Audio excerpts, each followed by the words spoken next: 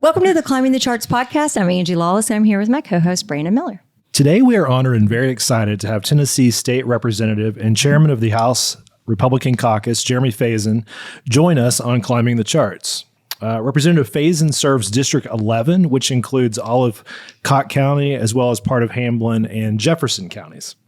Faison has an interesting background, including that he was homeschooled for at least early years of his life through a program affiliated with Victory Christian Academy. After receiving his high school diploma, he went on to attend Clearwater Christian College. Today, Faison and his wife have 5 children, few of which have also been homeschooled in part, but have also graduated from public secondary schools in Tennessee. Faison was first elected in 2010 when he defeated Eddie Yoakley, and after his political profile and career have only elevated since then, a true climbing of the charts. Faison is also a small business owner. Shout out to Rocky Top Pest Control. Yeah. If you got bugs, my daddy can kill them. So welcome to the show, Representative Faison, and thank you so much for joining us today. Brandon and Angie, I am pleased to be with you two.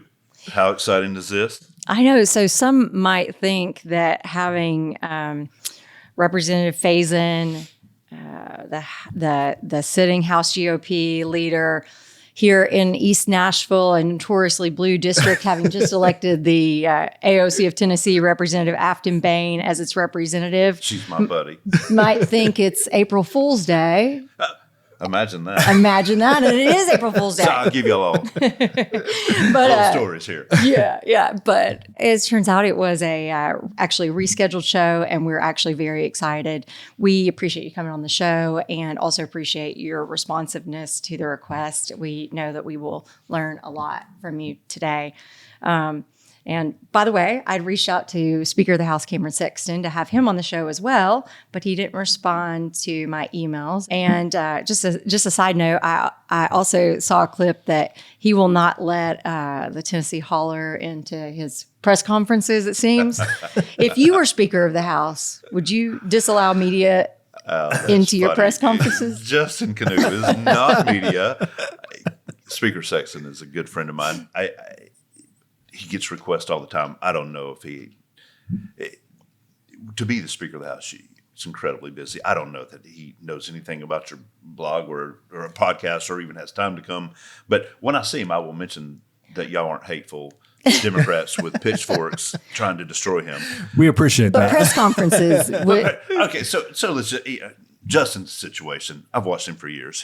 He runs around. What is this guy on Monsters, Inc.? Boggs, the little weasel thing. I've caught him that before. Randall Boggs, that's it. Okay. We So had some Justin help. runs around, he's got his camera. He asks you all these got you questions, and he just keeps on pressing. He's incredibly left. There's no journalism, if you will, because he's so. I mean, listen, he goes with Justin Jones to the White House to record that. That's like Justin Jones' personal PR guy. You're PR, and you play only to the far left, not really even to the moderate. I mean, he just plays to that, and he wouldn't be fair with questions. Yeah. If he was that. No, there's obviously like the Tennessee Lookout. They're obviously left, Right. But Sam Stockard is still a journalist, and will pretty much be honest with what he's writing. I don't know about Justin sometimes. He purposely misleads people, and so that's pretty much why he's not in there. And he's not an actual journalist. I mean, he's a video blogger, and it's always I got you questions. It's never really about what the truth is. It's about spinning his bent for what he wants and how he wants it, and to get likes and clicks on social media. Yeah. By the way, let me tell y'all something. This is going to come as a shock to y'all because he's not going to tell it, and the news doesn't tell it. The Capitol Hill Press Corps is the one who decides who's in the press. Okay. Did you know it was not us? See, they don't want to talk about that. Yeah. That's It's fascinating. the Capitol Hill Press Corps who says, you, sir, are not part of this. And who's that? Oh, I can't say they're. I just don't know who they are. I mean, you've got all your local affiliates. You got the Tennessee Lookout. You've got the Tennessean. So it's basically media judging media. Yeah, and they have decided to not give him press credentials. It's not really us, which it's like funny to me that he doesn't ever want to admit that it's his people there that are part. I mean, you can go to Cordell Hall right up the street here, walk into the Capitol Hill press room. They all have their little desk. He doesn't have a desk. Okay. They have not invited him in. Hey, that's like the Paul Harvey side, right? I'm glad we're here. We can just continue the rest of the story. Yeah. And so is that the same as those people with desks are the only people that are allowed in the press conferences? Mm-hmm. Yeah. Yes, ma'am. Okay. So we know you likely spend a fair amount of time in your car as a state representative, who does not live in Nashville. So as we sit here on a beautiful Monday in East Nashville, tell us what music you listen to on your drive into Nashville this morning. Question. Well, first of all, we need to start about books. I'm an avid reader. I just finished a book called They're Not Listening, Relentless, From Good to Great to Unstoppable. Tim Grover, he was the personal trainer for Kobe Bryant and Michael Jordan. Unstoppable, amazing book. So it sounds like you're a big audiobooks in the car fan. Timothy Keller, Walking with God Through Pain and Suffering. He's one of my favorite pastors. Just incredible books like that. I am a musician. I play several instruments, and so I love music. There are times that I just jam all the way here. I don't think that what do you play? I've seen pictures. I play guitar, bass, piano. I saw that piano downstairs. I almost sat down. I don't, no offense to your people, anybody listening. I think the greatest 2 decades for music of everybody right here would have to be the 80s and 90s, whether it's rock and roll or country. I don't think. Unfortunately, the 2000s just did not yield the quality of music that I believe the 80s and 90s. So if I am listening to music, I'm going to jam out to big-haired rock and roll or 80s and 90s country and classic rock, southern rock, real music. Are you thinking of growing mullet? Oh, my gosh. That is so funny. So, I was raised somewhat like you. I'm very conservative. Yeah. We were so conservative we didn't have a TV in our house. Wow. And we were taught foolishly that if a man had long hair, that was bad. It's just crazy. I have these old traditions and whatever. So I was never allowed to have long hair. And now's the time. I think David Allen Coe had a song about that. Yeah. Yes, I love that old song. Good music back then. Yeah. But no, I don't think I have any desire to grow a mullet. And my honey, who we should talk about, if she asked me to grow a mullet, I don't think she would, but if she did, I might just have to try it. Yeah, I kind of like that. Okay, so you're not originally from Tennessee, I don't believe. So tell us a little bit about how you grew up. You just touched on that a little bit, and how you first came to run for office. So I was born in Georgia, a little town east of Atlanta called Monroe. You ever heard of Stone Mountain, that whole area over there? Yep. Mm-hmm. My dad was a small town preacher. And if you know anything about those little churches, little small churches, they always get mad at the pastor. Every 3 or 4 years, they're kicking them out and finding somebody else. So that was kind of my life. So we get kicked out of this church, and then we moved to South Carolina, north side of South Carolina, not too far from Charlotte. Then after that church, we moved out to Missouri, lived there for a while. Then we moved to Florida, lived there for a while. I met my wife in Florida. And all my life, I have a lot of family in East Tennessee. I've been coming, visiting East Tennessee to smoke. I live where God lives. I kind of feel bad that he doesn't live. He visits y'all occasionally. He actually lives where I live. So I had my first daughter. I looked at my wife. I said, I don't want to raise my child here in Jacksonville area. I said, let's sell our pest control business and move to Florida. And my wife's like, rock on. That was 20 years ago. We sold our business, moved to Cosby, Tennessee. We bordered the national park at our property. And I just kind of got in politics because I didn't like the way my state rep voted. And I own a pest control business there. And I truly think it's where I will grow old, die, and be buried, right there in Cosby. I love it. And, it's really amazing. There are some people that say, I thought I would always be a politician. But more often than not, no matter where you are in the political spectrum, when we talk to people, it's, I didn't like this thing and I stepped up, which I think is that's how it should be. It's a great story. Right? One day I'll tell you the whole story if you want me to. Yeah. I love it. All right, so it's something we kind of talked a little bit before we went on air, but Tennessee is now often described as one of the political supermajority states, which basically means that one party has effective control over the legislature, the executive branch, and some might even say the judicial branch to boot. To your mind, is this a good thing in the sense of being a maybe a victorious party, or is it a bad thing that draws kind of unwanted media attention? Or is it something different altogether? Like what would you say about the status of sort of Tennessee's politics right now, which is basically that we are characterized as a very red state right now that has a supermajority, which I'm sure has its own own challenges. Well, first of all, let's just be honest. Tennessee is the greatest state in America. Out of all 50 states, there's not a better state. Proof of that is when I travel, I go to conferences. Attorneys shall have your conferences once a year. Go somewhere and you get your CLEs. You call them CLEs? CLEs. Mm-hmm. CLEs, yeah. So we don't actually get like PLEs, politician, whatever I'm trying to say. But we go to these conferences, and every time I go, no matter, I don't always sit with my people. Like I'm going to find people to sit with, right, that are from state reps or state senators from other states. When they find out that you're from Tennessee, like, golly, what's it like to live in a state like Tennessee or be a representative senator at a state that doesn't have debt? If you live in Tennessee, you're the lowest debt human of any citizen in America if you're a Tennessee citizen. What is it like to have a pension fully funded? Contrast and compare to somebody in California, Illinois, they're hundreds of billions of dollars in debt to their retirement. Mm-hmm. How would you like to be a school teacher there and know that your retirement may or may not be here? So I will say this.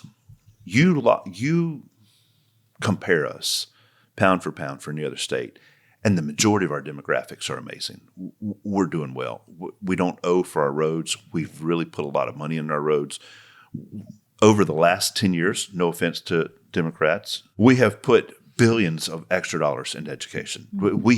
We have upped the ante in education. As a matter of fact, by the end of next year, there won't be a teacher in Tennessee who's not making less than $50,000 a year, which will put us in the top 10 states in all of America for teacher pay. There does come with challenge. Let's be honest, there are some challenges. It's interesting. We have 75 that I guess you could say I'm like the daddy of the caucus, if you or something like that. I don't know. What do you want to say? Did you hear that, yeah. Representatives? He's your daddy. Our caucus is probably broke up into three different factions. There's those that are really hardcore right, and maybe four, because there's a few who are almost on a theocratical right, and then just some that are hardcore right. Then you have people who are mainstream, like the best governor ever. Governor has them. They're business-minded Republicans, and that's kind of their whole game. And then you have some who are just incredibly moderate. So we actually do have some opposition, even though we're a supermajority. We have opposition. You just had one on a few weeks ago. He, for all practical purposes, Todd is incredibly conservative, very far to the right. He's very against vouchers, and he's open. The whole world knows about it. And so we have healthy debate right there in our own caucus. So I would say, Brandon, to answer your question, for Tennessee, it has been a good thing because we do have some balance also in our own caucus, in which I will tell you, there's a balance in the Democrat caucus too. I'm very close to some of them. There's 24 of them over there.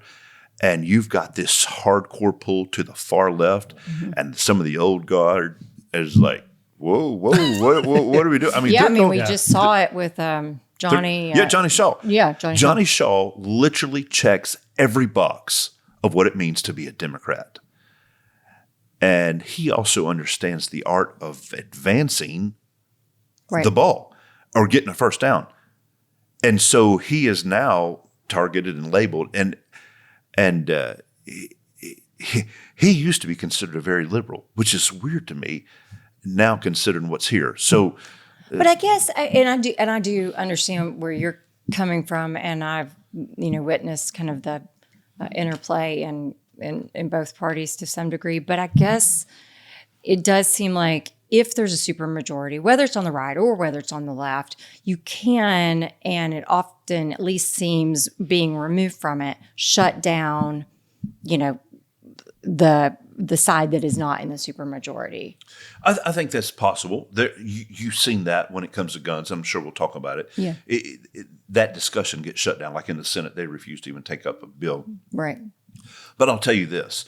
When it's more 50%, the way it is in D.C., they haven't passed a budget in 20 years. They've not actually passed a meaningful bill in 20. Everything's through executive action or courts now. I don't know that.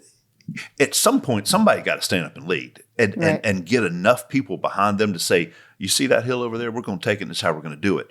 Right now, everybody's still fighting if that's a hill or not in D.C. So I would push back on you a little bit that at some point you got to get a difference than 50-50 to actually advance the agenda and get something done. And then if the people don't like it, they could say, hey, party foul, you're out of here. Beautiful thing about our state is every 2 years I'm up. If they don't like me in my district, I'm done. See ya. That's what I did with my state rep. I went to him. I told him I was going to run against him. He said, that's ridiculous. You can't beat me. 14 years later, I'm here with you. Right. The next question that I was going to ask you, you've already sort of answered in that we're talking about when the Anderson Cooper Van Jones, the whole story came out, and Bolso had characterized the party as conservative, more conservative, most conservative. And I think you've sort of echoed the same, maybe putting another kind of outlier really far right. Where do you put yourself in that grouping? I'm incredibly libertarian leaning, which makes me an outlier in the Republican Party. There's not a lot of me, especially in Does that Tennessee. make you a fifth category in well, your? there's not a category because I'm about alone. You remember, I totally think that the way we criminalize drugs is stupid and it's not working.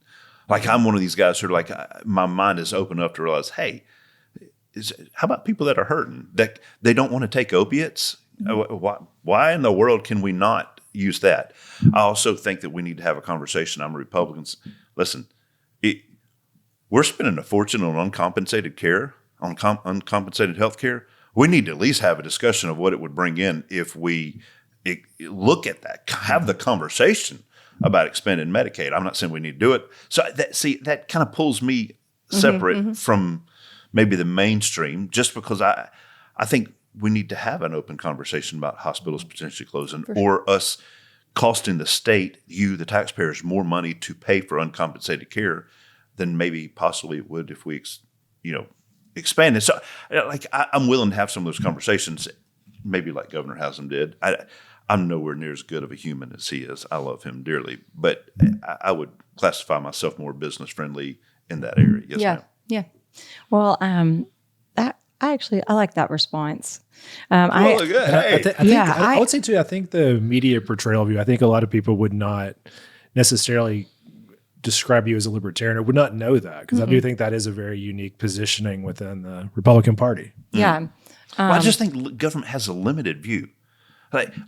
I'm one of these guys who really believe that government's role shouldn't encumber my life. Right. Here's a line that I like to use.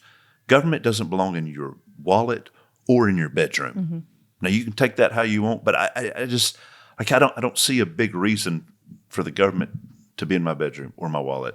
Leave me alone. And that makes people nervous sometimes, but that's just who I am. And I've been that way since before I ran. I'm still that way, and my people appreciate it. Yeah, that's very New Hampshire Republican. You know what? That's a possibility. Yeah. Strong libertarian. Yeah. Do you drive a Subaru? That's Vermont. Vermont. I saw a lot in New Hampshire too. Yeah, New Hampshire's the live free or die state. There's not many Subarus. Okay. Well, I have a bunch of cars because I have a pest control business, but the car I'm driving today is a Yoda because they're built excellently and they're built right here in America. No, a Yoda. Toyota. Oh. Bless your heart. Bless it. I've driven one my whole life too. Until Big just now. factory in Kentucky too. Dumb. When I came to town, I had a Chevy Silverado extended cab. You're a little bit neck there. Yep. A little bit neck. Yep. A little bit. Okay. So do you believe the Republican caucus supports Speaker Sexton freely, supports him out of fear of retribution, or doesn't support him? Oh my goodness, what a question. That's so funny. Yeah, overwhelmingly, we think he's done a good job. Since he's become Speaker, you consider the first year I got in leadership, he was Speaker. We get into February with these horrible tornadoes right here. You will see, if you're paying attention, we all came out, including him. We helped over in this side of Nashville and on the TSU side of Nashville. We were heavily involved working on that. Right after that, you have COVID. come forward another year, 2 years later, you have covenant. There's been an unbelievable amount of issues that have happened, if you will, since 2019. And Speaker Sexton has done a good job at navigating all that, trying to find a common ground that we can all live in, trying to advance the ball. And overwhelmingly, I believe that our caucus supports his leadership. They trust him. He's very shrewd. He's very smart. And he knows why he believes what he believes. It's not just a political thing for him. He studied it, and he can debate it. And our caucus, there's probably a few, because Cameron keeps his cards close to his chest. You don't always know what he thinks or believes. Completely opposite of me. If you ask me what I think, I'm going to tell you what I think. Yeah. He's not that way. He's very guarded, very measured approach. We work well together that way. I think some of our members probably struggle because they wish they could find out who he is more. That's not who he is. Yeah. And once you get that understanding of him, that book I told you about that was Kobe Bryant's, he classifies people into three things. Cameron's a cleaner. When you read the book, you're going to be like, dang, that embodies who Cameron is. Michael Jordan was a cleaner. Kobe Bryant was a cleaner. Cameron's a cleaner. And once you understand that and get to who he is, you're like, you know what? I respect it. I can deal with it. Okay. Yeah, I think I'm that way too. If I can't totally understand you, I don't trust you. And I don't say that about him because I don't have enough interaction to know. But okay, so we discussed this when we had Representatives Bain and Warner on, so I won't go into all of it. But in March 29th, 2023, the House Workplace Discrimination and Harassment Subcommittee found that Representative Scotty Campbell had violated the workplace discrimination and harassment policy. Around that time, it appears taxpayers spent a minimum of $9,000 to relocate the victim, a 19-year-old legislative intern, though the true costs are unknown to the public, at least. As most of us know at this point, as a result of a lawsuit brought for disclosure related to the harassment complaint, Chancellor Perkins denied the opening of the records based on the Tennessee General Assembly's policy.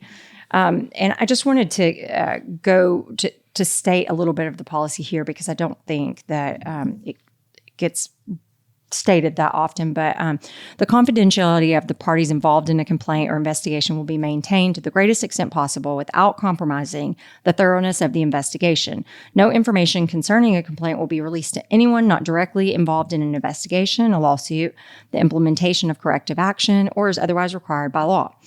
The court appears to have read that to say that no information related to a harassment complaint may be released to the public. So I guess in this situation with the Scotty Campbell case, we don't know what monies were spent. We don't know the details of the harassment either. Speaker Sexton had stated back in January of 2023 that we needed to take a look at the policy, or that should be reviewed. Nothing's been reviewed to date, and we recently saw Speaker Sexton and Leader Lamberth on, where Leader Lamberth seemed to be stating that the policy in place is adequate, and Speaker Sexton noting that there are lawsuits ongoing.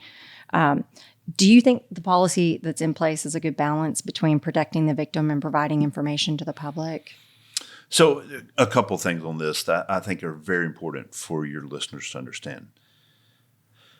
First and foremost, if you are a predator, if you are somebody who cannot control themselves, you need to be dealt with. You need to be separated from somebody that you would potentially bring harm to. I don't know the ins and outs of what took place with Scotty other than what that girl's dad is the one who went to Phil Williams. The only reason anybody knows any of this stuff is because of what the dad, he was so frustrated. I don't know if we'll ever hear the whole ins and outs of that. After a person is dealt with, or before a person is dealt with, we need to make sure that if a girl, if a lady has been put in a position that she's uncomfortable, that she knows she's protected. I'm married to a beautiful woman, and my daughter's 21 and she's beautiful. And listening to them and knowing them, I've learned some of the issues and struggles that a lady who has been sexually harassed goes through. The dirtiness that they feel, the embarrassment they feel. They would rather deal with that on their own self than the world know that somebody has touched them, because they feel tainted. They feel dirty. This is what I've learned from my wife and my daughter. The policy that we have set in place right now protects the victim first and foremost. That we have a committee that looks at it. They're all like attorney-client privilege, sworn to secrecy. They don't talk about it. They decide, what do we do to get this young lady moved out of harm's way, if you will, and put in a safe place. That's how they acted. On behalf of her, to keep her safe, to remove her from the situation, to make sure the state's willing to pay whatever we need to do. We believe it's just to use the tax dollars to say, hey, we're here to protect you. Right. As they viewed it, as they interviewed her and they interviewed them, they didn't feel it rose to the level that, this is what I've been told, that Scotty should step down. However, the daddy gets involved, brings it to Phil Williams. That's a situation. All that broke one day. If you remember, this is like a week and a half, 2 weeks after everything went down with the Tennessee 3. We break for lunch. The stories broke. I realized this situation. I had several members, Democrats and Republicans alike, say, hey, we're going to file a resolution, and we're not willing to fight this. So as the caucus chair, it's incumbent on me to realize, hey, I need to tell Scotty he's coming into a buzzsaw. I call Scotty, call him on speakerphone in front of other people in leadership. Scotty, this is a situation. He's like, well, Jeremy, it's not as bad as it looks. I said, it doesn't matter. This is the reality. I've had people on the Republican, Democrat side say, we're going to bring a resolution. And I said, you're going to be in the well. And I don't know that there are going to be people who are going to be willing to stick with this with you. The feeling right now, it is so toxic because of what had just happened with the Tennessee 3. You might survive it, you might not. I just want to put that in your mind. He said, well, what about my insurance? I said, I can't tell you exactly. I know that when Jeremy Durham was kicked out, because he got kicked out, he lost his insurance. I don't know if the law has changed since then, but I encourage you to call HR. Mm-hmm. I said, after you call HR, you let us know what's next. Less than 15 minutes later, we guess he called HR.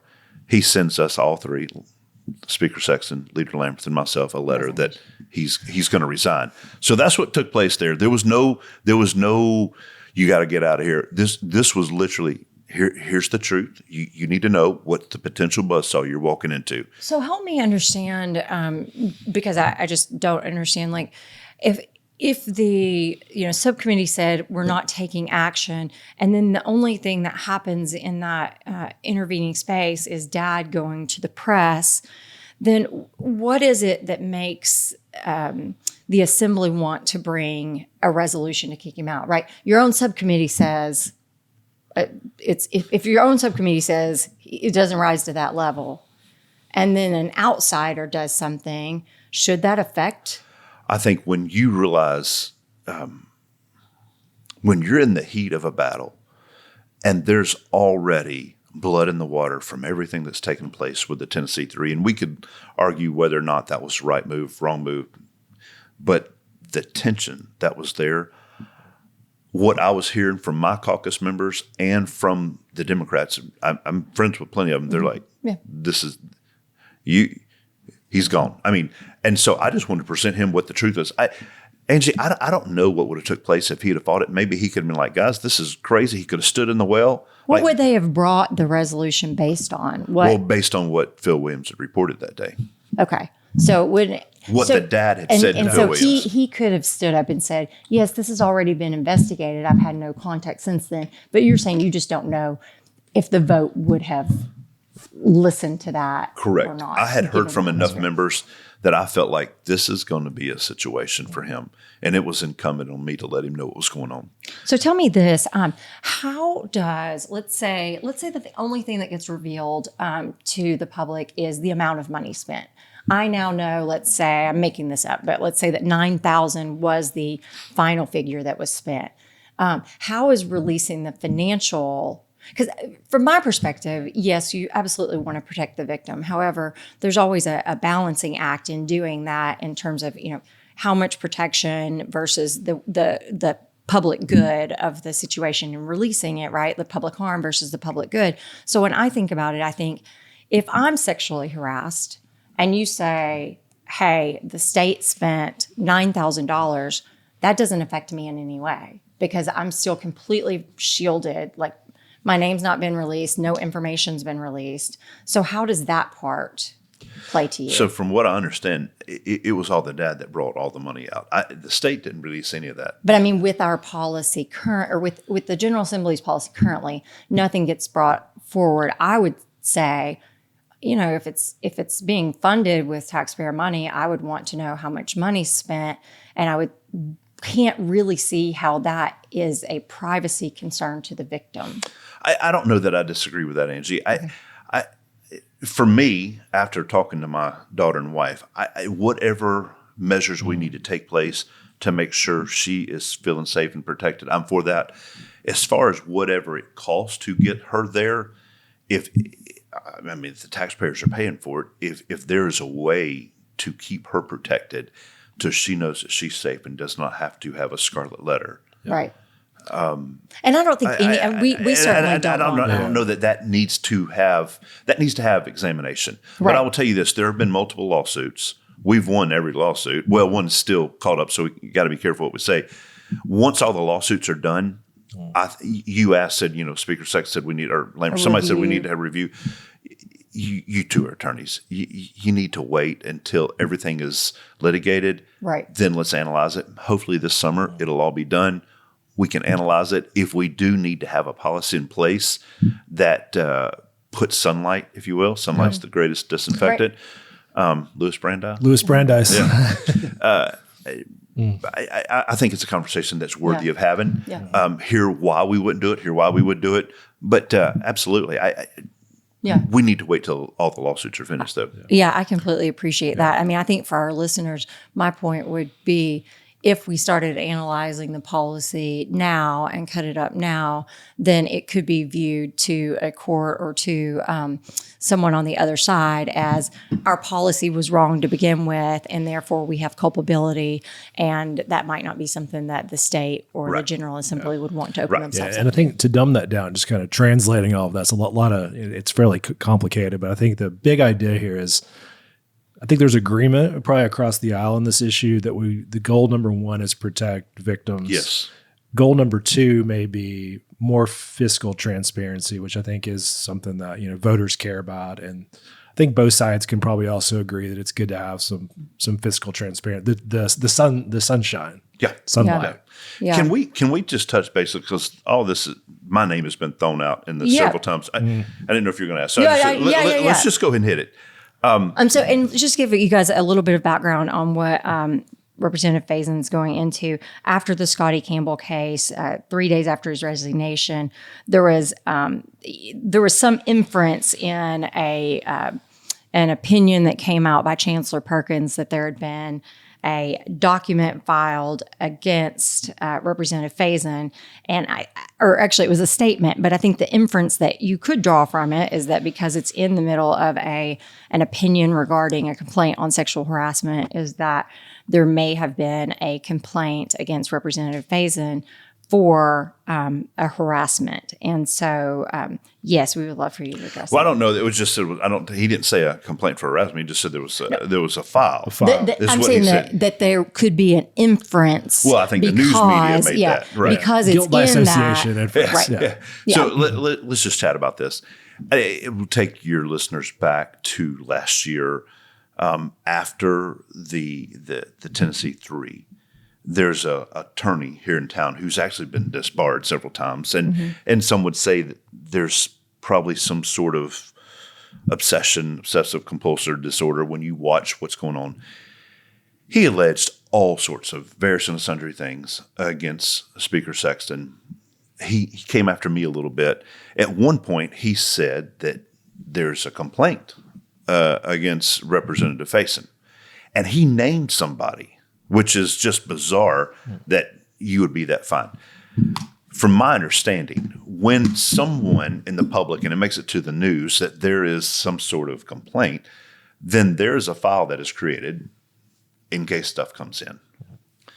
When all this came out this year, I went to the director of HR. I sat in her office and said, can you tell me, just me and you, have I ever made somebody feel uncomfortable in such a way? Have I said something? Have I done something that they've been willing to file a complaint? She said, absolutely not, Jeremy. I went to Speaker Sexton and I went to the clerk's office. Have you heard anything? They all said, no, it doesn't exist. That's when I found out there's a file that's created. When somebody alleges this and makes it in the news, they create a file and just something's there. But in that file, there's nothing been there. So by the attorney, Brian Manukian, I believe, putting something in his documents stating that there was something out there, right? Even though there was nothing there before, they needed to create something based on what's now been put into. That's what I've been told. And I sat in front of the director of HR. My wife has sat in front of the director of HR.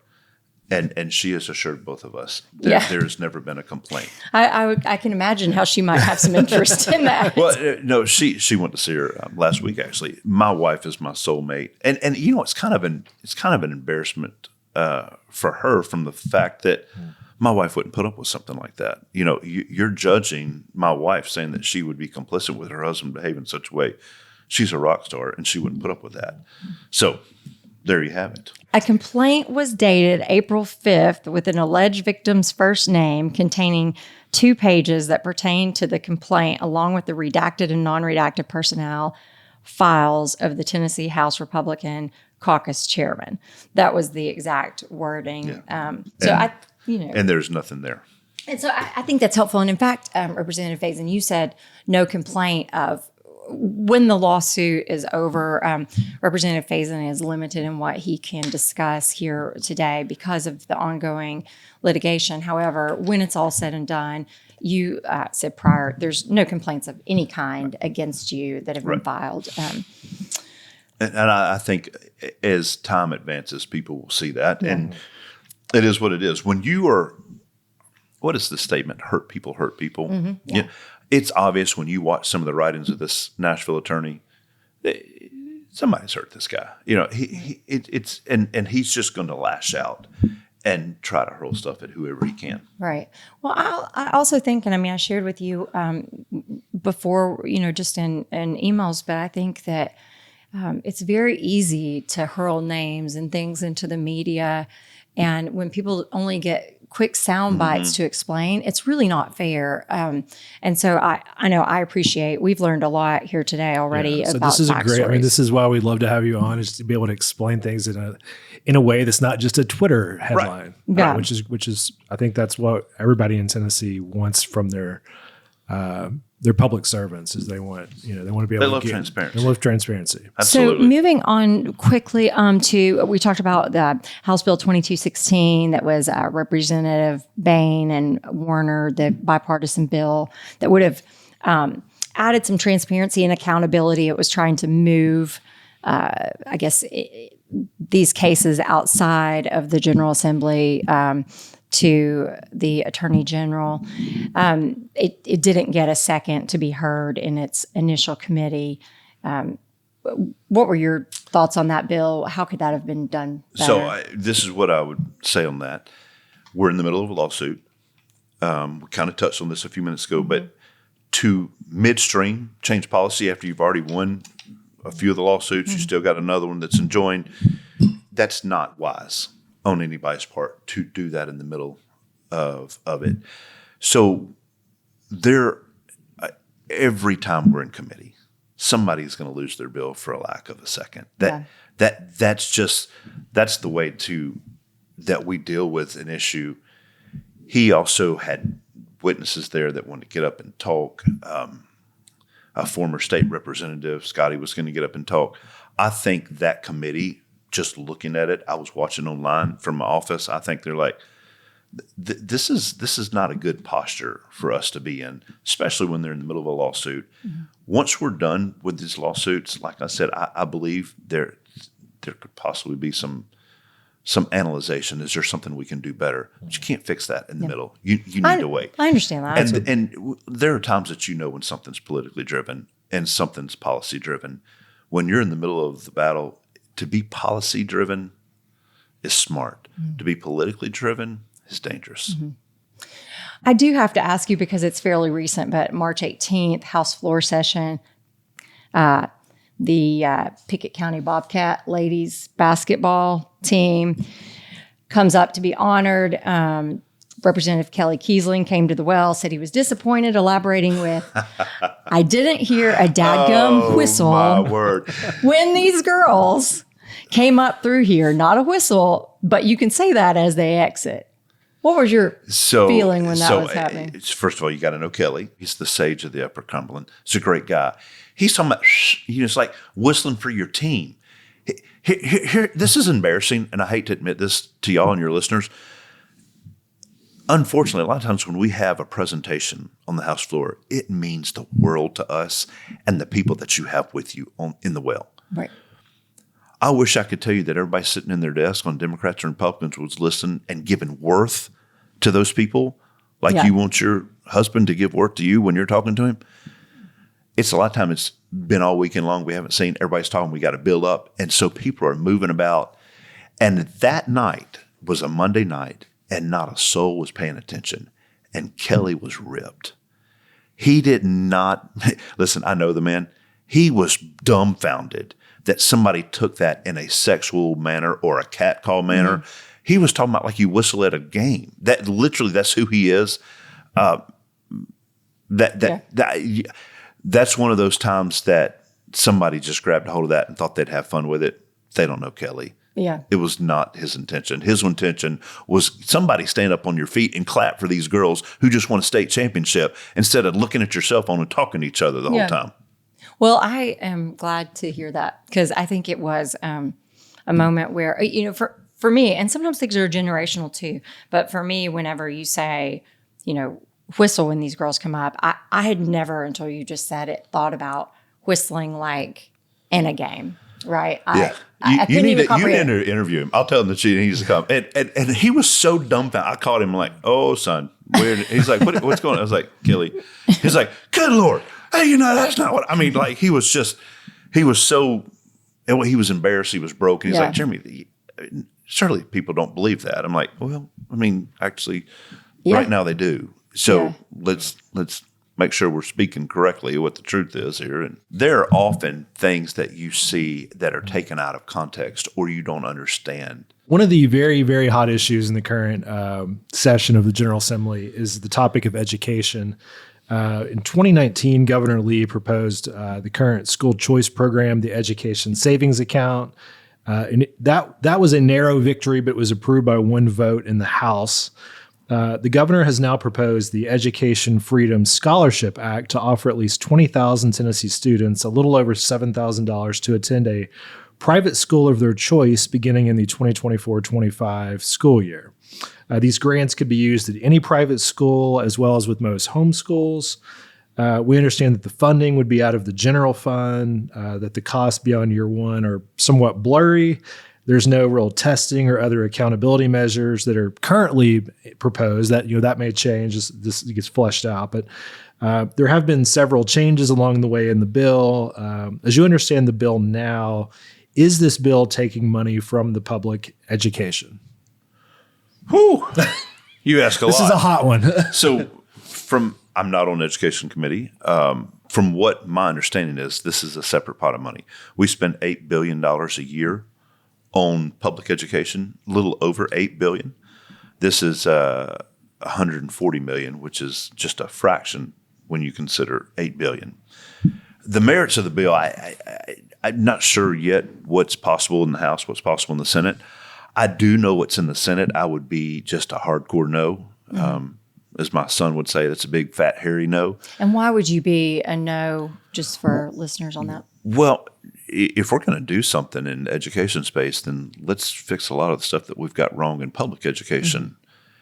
and I see that what's in the House version would do something like that. The Senate version has open enrollment. It allows homeschoolers, which I would be big time against homeschoolers in my area getting this. I think it would be incredibly dangerous for homeschoolers to get this, especially if there's no accountability. I mean, they sell their food stamps where I'm from, and buy meth. And I fear that we would have a whole exit from public school to homeschooling, and I don't know that would benefit without the education. Right, yeah. and I'm afraid that it would hurt our children and our parents. A very large potential handout that's really ripe for abuse. Right. Yeah. So the House bill doesn't allow has this like, and did I read it also has like that the Senate maybe taken away or sort of separated out the money for teachers or some other kind of. Well, yeah, they have their own bill that's standalone that's just for, they don't like to call it vouchers. They call it education freedom scholarships. Yeah. So it seems to me to be a juggernaut that there's just no way that I think it would hurt us overall. When it came to Memphis and Nashville, let's be honest, they throw a lot of money to every student in Memphis, and it's not working. Money's not the issue there.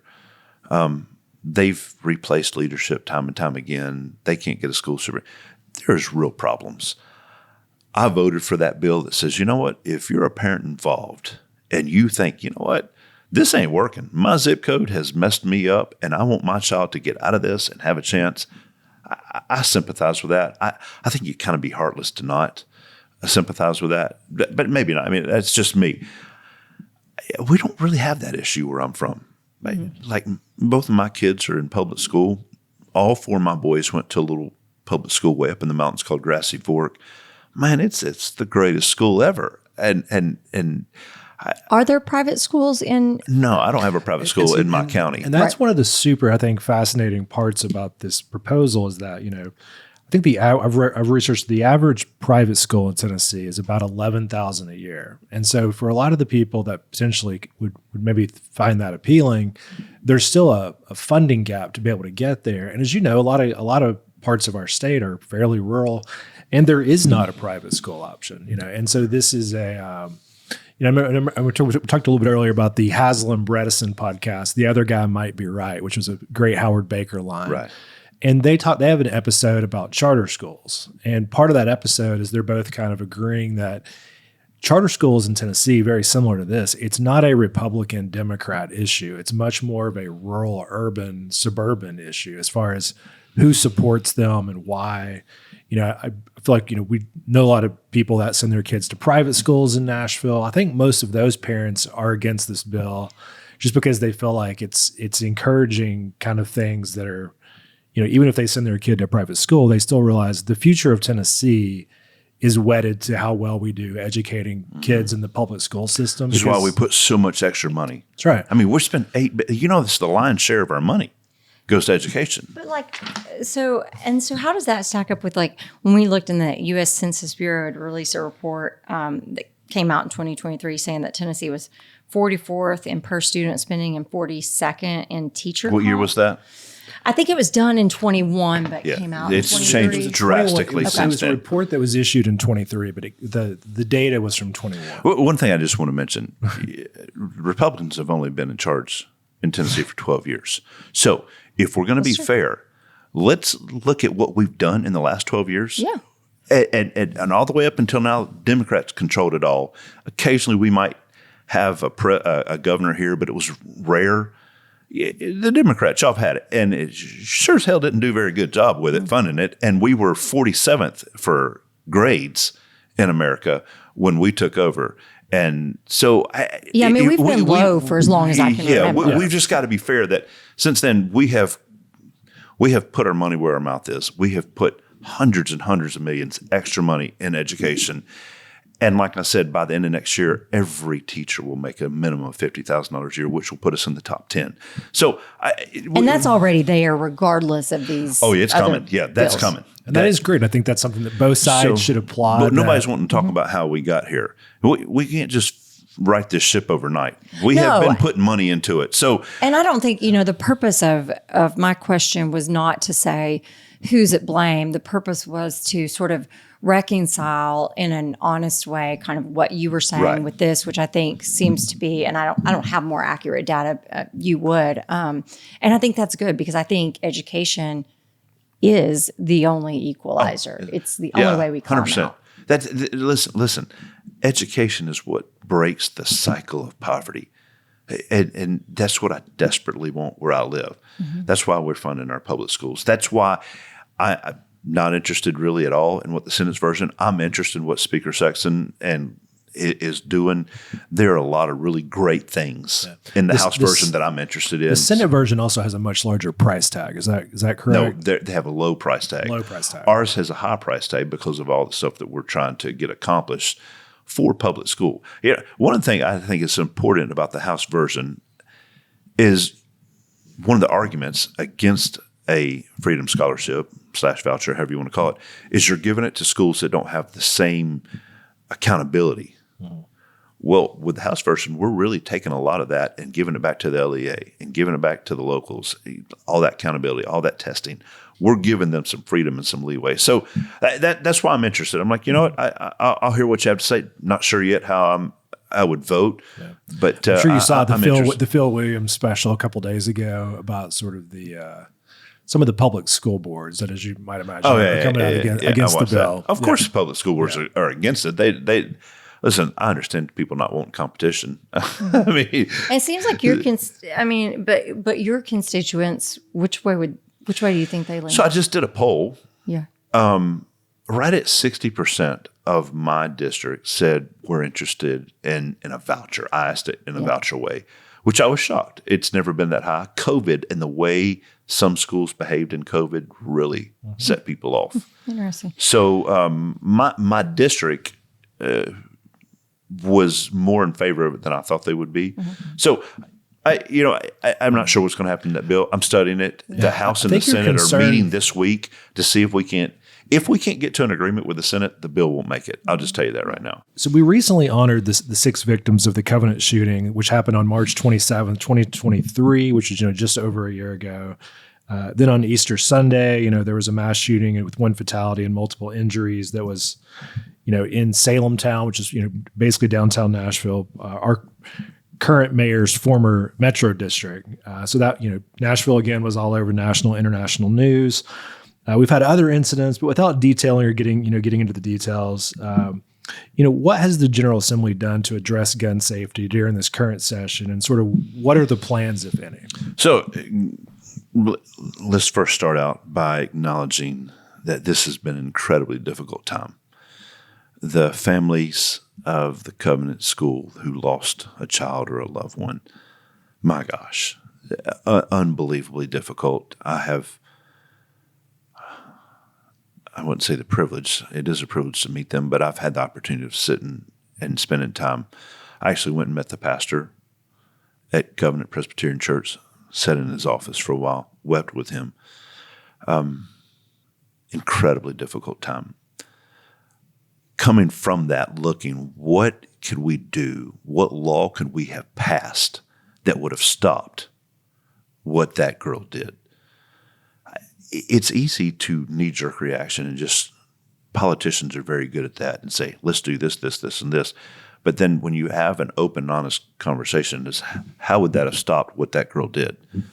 We want to make sure what we do actually makes it. You brought up this horrible shooting that took place at that restaurant, or at that coffee shop. I want to go to that coffee shop after I read about him. I was like, it sounds pretty cool. This guy was a felon. Mm-hmm. So the reason I bring that up is in the last year and a half, we have passed laws that for people such as him who have committed aggravated assault, moving forward, he wouldn't have been out of jail yet. He would still be behind bars. He would not have had the option of doing that. We fundamentally believe on the Republican side that if you do the crime, you should do. If the judge says you get 10 years, you know what you should get? You should get 10 years. You shouldn't get out this and that and because of this and this, and 2 years later you're out. How many times have we seen something in Memphis or in Nashville where the person who killed somebody was still supposed to be behind bars? We're fooling ourselves if we think that being soft on crime is the answer. It's not. If you have done something violent to another person, you don't need to be out until your time is up, till you've paid your debt to society. So number one, you say, what have we done? We've cracked down on that. If you do the crime, you're getting put in jail. Number two, I don't know this guy, but I promise you he's got a mental health problem. We know 100% that girl who shot everybody up at Covenant had some real mental issues. We know that her psychiatrist had told her parents, get the guns out of the house. We know that she made threats of mass violence. So you know what we've done? We just passed a bill last week. If you make a threat of mass violence, you're going to be analyzed. You're going to be looked at. Potentially, you're going to be put up after a judge adjudicates you. We're going to make sure that you can't harm yourself or other people. If you make a threat of suicide, you immediately get put up right now for observation. We've done that for people who have made threats of mass violence, which that girl had. You ought not to be able to buy a gun. If you have made a threat of mass violence like that should have been adjudicated. Now, I don't believe that. The red flag law makes me nervous if they can go in and intervene and not have your day in court. I'm not for that. But for temporary restraining somebody who says there and analyzing them and see if they are a danger to society or themselves, man, we need to do that. We've done that. So why do we need these? I understand. I'm from the country too, and I grew up with my grandparents having the shotgun rack above the bed. Our guns were out. My dad had a shotgun rack in his truck. So. Yeah. With two shotguns always loaded. Why do we need these military-style weapons available? Well, what you just said, Angie, is not so. I know nobody has a military-style weapon. Assault rifles. I'm not trying to characterize it in a leaning way. I'm just saying. I don't know as much about those. So let's just say the gun, whatever type of gun or a clip or accessory that the shooter at Covenant had, why does that need to be available? So great question. The majority of people who are killed by somebody using a gun are used with a pistol. It's just the big, mean, scary, look at that thing with this big clip. That's talked about in the news. It's prevalent in the news. They push it in the news. But in actuality, when you look at the FBI statistics, that's not the gun of choice for the mass use of murders. Yeah, I think the distinction is that for mass shootings, like in Vegas. Yeah, like in Vegas, AR-15s are the most commonly used with with clips that are still illegal. You can buy a clip that's with 50 rounds. Sorry. So here's what I would say to that, and it doesn't bid well here. I get it in Nashville. Y'all don't understand it. But for me, it's important for me. You never know, and this, don't take this wrong, but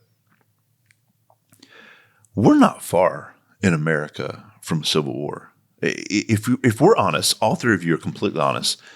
The toxicity of politics, the frustration, the anger, a family ought to be able to protect themselves from vigilante justice, from people who seek to come out and do great harm. One of the greatest ways to be able to protect yourself is have a firearm that's not just a single shot shotgun. I mean, for me, I have access. All of my guns are locked up. They're in a safe, but I can get to them really quick. I want to be able to defend me and mine. And unfortunately, there are people who can't have that freedom. We need to identify them. But for the rest of us who can handle that, I'm not here to take that away from you. And interesting enough, you need to know this, is there's nobody in my district asking me to do this. That's what I have to constantly remind my friends in Memphis and Nashville. I never go to the bank. I never go to the grocery store. I never stop at the gas station where I don't see my friends and talk to them, or at the local football game or the basketball game. My children all play basketball, so I'm constantly at games. They play AAU basketball. I was at a game last weekend. Nobody has ever in my district one time In my 14 years of being in politics, including last year with Covenant, came up and said, Jeremy, man, y'all need to do something about guns. But you know what they tell me? Don't freaking touch my guns. Leave my guns alone. When you're in a constitutional republic like we are, it is incumbent on me to make sure I'm a representative of my people. Mm-hmm. Do you see what I'm saying? So no, I mean, I think that if I'm you, that's what I'm saying all day long, and I stand by it, and I'm good with that, because you are a representative of those people. Mm-hmm. I did just quickly though, help me understand, just because I don't, who's coming. And I know this is not like necessarily your personal belief, but in general, who is coming at me, where I need an AR-15 potentially? Like who am I defending myself against? The government? I don't know. Hopefully never our government. Where I live, we've actually got MS-13 who showed up where I live. I mean, you never know what a vigilante is capable of doing, especially in rural Tennessee. Rural America, you never know what could happen. And for me, I like to be ready. I like to know that if something, maybe nothing will ever happen. And I know some of y'all look like, man, you're a conspiratist, blah, blah, blah. Well, you're a conspiratist until it happens. None of us ever think it could happen to us. That will never happen. You talk to Katie Dickhouse, she never imagined in a million years at her precious little school that it would happen to her. It does. So for me, I want to have enough firepower that I can fight my boys and I, my wife, whatever. We can fight back if we have to. You don't ever know what's going to happen. And I'm a law-abiding citizen. Until I've proven myself to be dangerous, I don't know why I couldn't have a gun with 30 bullets in it. I've never hurt anybody. I will tell you this. Yesterday, my son they came home for Easter, and we shot shotguns, and we shot, I have a 300 Blackout, and it is just, if you ever shot one, you'd be like, my gosh, this is a pure joy. It's so much fun to shoot that. Mm-hmm. We got done. We put it back in the safe. It's fine. Hopefully nobody ever comes adversarial to my house, or they're gonna find out what it's about. Well, I wish we could sit here and we could talk debate this all day. 2 hours about I know this. you need to move on, but let's do some quick lightning round, and then we hear you're a man who loves Bush baked beans. Oh my gosh! Company in your district. Listen, everybody, listen to me. Y'all need to hear me. Are you listening? Are you with me right now? Why are they superior to Van Camp's? Oh my gosh! Stop it. You come to the Bush's Cafe, call me, and I will take you. I'll meet you down there. I'll buy your lunch. You too. Y'all come there. It's just a wonderful place. It is. The company is ran in a way that is so impressive. They care for their employees. They put their money where their mouth is. They pay well. The food there at the cafe is blows your mind. We're just the best. So if you come, I'll buy your lunch. Okay, right? I'll take you up on it. And I will say, in preparation for this, we found a couple of rankings of baked beans, and Bush's was the number one choice on both polls that we found. So there's that. Okay, so next lightning round, I heard that you have the best office food stash. Snacks. Oh, girl, people come to my office all the time. As a matter of fact, I have a box in the back of my truck filled up with all kind of snacks that I'm dropping in right now. Oh man! All right, so I go. So whenever you come, you just let me know. Okay. It's going to be a big time. And so the one that we had was, if I wanted to come to your district, what would you tell me to go do? But other than Bush's. Oh well, I'm a big hiker. That is almost religious to me. I would take, if you were up for it, I would take you on a hike into the Smoky Mountains and see things that you've never seen. It's a beautiful place. Amazing. We always ask about the name of a book every person should read. I know that you mentioned 3 Nelson already. Mandela's Long Walk to Freedom. Okay. Yep. Probably the most profound book I've read outside of the Bible. It will rock your world if you've not. It's big. It's long, but it's just a pure joy. Are you an Audible or a page? I'm Audible. Yeah. I read audibly. You're in the car all the time. All the time. So, yeah. Yep. And so the last question that we ask is, who should we do this with next? However, I wanted to offer a couple minutes if you want to address and give the full story of the pantsing incident. Oh my gosh. So if you look at my social media, listeners, if you just Google me, it's embarrassing. You're going to see all these stories. I mean, from CNN to MSNBC to international news, that the state rep and leadership pantsed a ref. Was that a term before you? I don't know. Who knows? I've never pantsed anybody. I didn't pants him. Just briefly, I want y'all to know the story, though. If you have kids and you've been to a game and you've watched when you see a referee or an umpire purposely just be wrong. Some of them are really good. Some. If you watched the UT game the other night, they really took care of that Eddie feller. But anyway, that's another story. This guy, this ref, he might be, really loved by Jesus and salt of the earth. But for purposes of that game, he had been absolutely terrible. And I mean, the whole gym was frustrated with him. It was bad. He had smarted off the coach, and my son's coach is just a godly man. My son never even heard that coach cuss. And he gave him an unsportsmanlike conduct and was giving technicals to people. My son, it was a small gym. I was literally 5-6 feet away from the floor. Right in front of me, my son got tackled by 3 guys coming after a ball. And I was watching it, and they were like punching my son. If you watch the video, they are like beating him up. And this guy's sitting there like Johnny Bench. I'm like, what the freak is going on? Who is this ref? Did they buy and pay for you? So I stepped up because my son's a little bit cocky. And I'm like, I got to give him, he's going to come up swinging. So I literally reach in and grab him up. Well, I'm on the court, which I should have never been on court. 100% wrong for me to be on the court. But when I stood up, I was there. It's my son. I'm already mad this fourth quarter. This guy's purposely just trying to be a jackass at that moment. Like I said, he might be a wonderful human. But at that moment, he had been for 4 quarters. We're all a little gray. At one point, I was watching, and if you saw the whole video, there's a guy who literally was pulling my son by his shorts, and 2 other guys are fighting on him. And when you're a dad, I mean, you're just like, it's rough when you watch your child in something like that. Well, the ref immediately said something to me. I'm like, look, damn it. Why don't you? This is your fault. And I was like, they were pulling his pants for God's sake. And I showed, if you watch the video, you're like, and then when I put my hand on his pants, I'm like, oh dear God, what am I doing? And I was like, this is your fault. And I turned around and walked out. I was mortified, embarrassed. And I literally went to my car, wrote a long apology. You can see it. I'm sure it's been shared millions and millions of times. The notion that I was trying to pants him didn't really come out till the following day. And that was just something that took off. It was a story in of itself that could never be undone. Yeah. Unfortunately, I have to own the fact that I did step on the court. I defended my son. I was mad. One time in life, a man loses his temper, and the whole world knows about it. The dude's pants didn't even move. Watch the video closely. You see, I was just tugging to show him what they were doing to my son.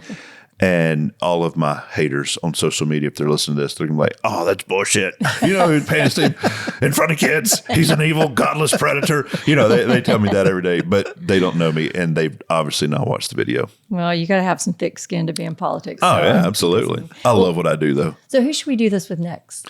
Holy smokes. That's a great question. So I would encourage you to call my buddy Antonio Parkinson. I love him. He's a Nashville representative that I love dearly. He's a great guy. I will talk to other people in leadership for you. Karen Camper is the minority leader. She is my friend, wonderful human. And one of my favorites that I think you would have a big time with is a feller from way over in Johnson City area. His name is Tim Hicks. His daddy served in the 90s. Now, the reason I want you to call Tim Hicks is Tim Hicks was a former drug addict, lost several wives. I mean, deep into drugs, where he died a few times. His perspective on life is beautiful. He has a knowledge and understanding of people who are broken better than some of us do, and a grace for people who are broken better than some of us do. And actually, I rode in with him today. He picked me up and drove me in today. He will be very interesting, and I'll tell him that I did this and that he should answer y'all. Yeah. So that's awesome. Well, thank you, Representative Faison, for joining us. Had a big time with y'all. Episode. And I got to go home. Yeah. I got to go back to work. He says he's going home, but I know he's not. Back to work. Hey, God bless you, all your listeners, and God bless you too. Thanks for joining us for another episode of Climbing the Charts.